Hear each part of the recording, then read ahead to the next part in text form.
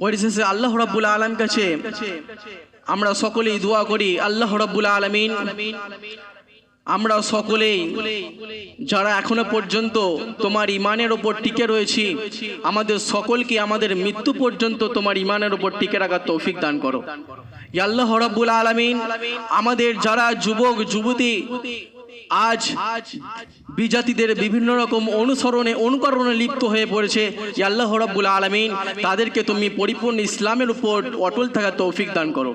ইয়া আল্লাহ রাব্বুল আলামিন আজ আমাদের অনেক দিনী ভাইরা, অনেক দিনী বোনেরা বিশ্বের বিভিন্ন প্রান্তে অত্যাচারিত হচ্ছে, শোষিত শাসিত হচ্ছে, তারা বিভিন্ন রকম চক্রান্তের শিকার হচ্ছে।